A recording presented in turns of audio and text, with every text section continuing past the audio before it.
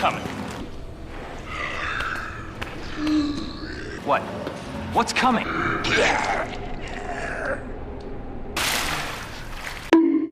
Alright, let's be real here. You've seen the trailers for this game. You've heard your friends talk about it. How the fuck are you not playing this right now? If you like scary video games or movies, just play this game. Look, you run over here, a group of zombies ready to eat you. You run into another room to escape them, look, there's a licker ready to slap your ass. You get past the licker, run to another room, there's Mr. X punching you in the head for opening the door. And I know what you're thinking. How are you going to show us all this shit and not tell us any of the details about the game? Well, don't worry. I had to get your attention somehow.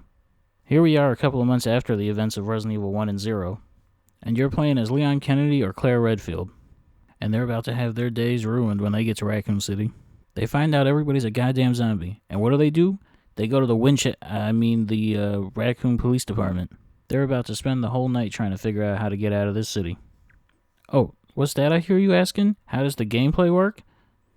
You remember the tank controls and fixed camera angles from Resident Evil 1 and 0? They're gone, don't even remember it. We're in the modern days now, and goddamn is it good. Third-person perspective, complete control of the camera, that's some good stuff. You remember the defense items from Resident Evil 1 Remake? They're back, and oh my God.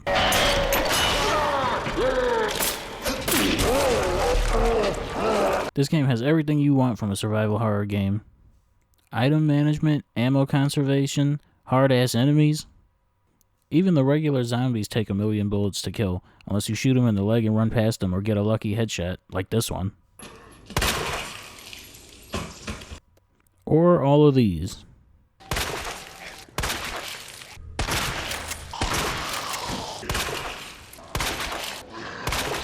Next we gotta talk about how this game looks, because it's incredible.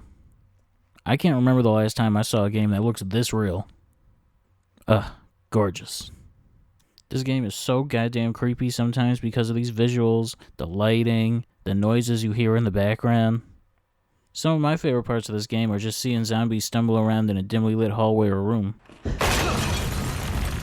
This game also has a large assortment of enemies to fight. You got zombies, lickers, dogs, plant zombies, mutation babies, Mr. X, and Birkin himself. But that's alright, you also get a bunch of weapons to kill them with. Just don't go too crazy on your ammo. But also sometimes go a little crazy, or you might end up with 800 SMG bullets like I did. What? Is that another question I'm hearing?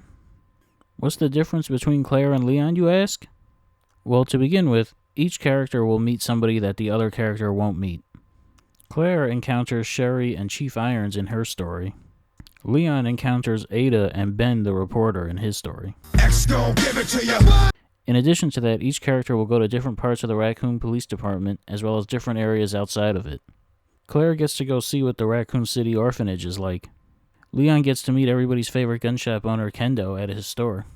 Each character also has their own unique final boss of the game. Come on. Why did you just die? There is one difference that I've personally noticed. In the early sections of the game, each character gets a second weapon. For Leon, this is a shotgun, and for Claire, it's a grenade launcher. Because of this, Leon has a way easier time killing zombies because he can shoot them in the head with the shotgun, and Claire has a way easier time killing lickers because they're weak to the fire grenades. If you watched my previous video on the Resident Evil 1 remake, you'll notice I didn't say much in terms of bad things about the game. And as much as it pains me to talk shit about the Resident Evil 2 remake, I feel some things have to be said. When you complete the main campaign as the character you chose, you unlock the second run mode, where you get to play as the character you didn't choose. The problem is that this mode is completely useless. This wasn't the case in the original Resident Evil 2 for the PlayStation 1. When you play the A and B scenarios of the original Resident Evil 2, it feels like Leon and Claire are both searching their surroundings together, but in different areas. And they meet up more frequently to discuss what's going on and what to do next. But in the remake, it kind of feels like one of the characters just fucks off and sits in a corner the whole game while the other one does all the work. It's pretty disappointing to see how the second run plays out, especially when they did it so well over 10 years ago in the original game. My second problem with this game is how they handled Mr. X.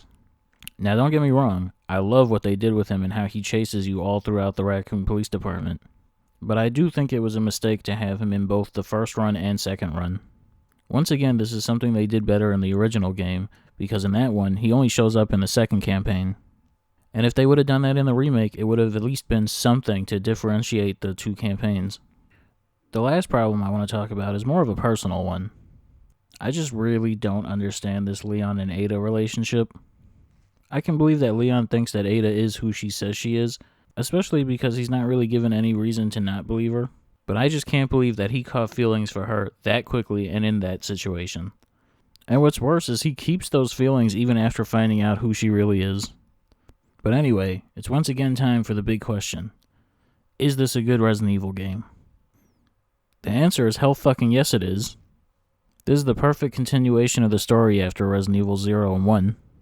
You get to see how the T-virus evolved into the G-virus and find out about the people behind that evolution. In Resident Evil 0 and 1, you get to see the effects of this virus in isolated environments. But in Resident Evil 2, you get to see the effects on a much wider scale in a whole city.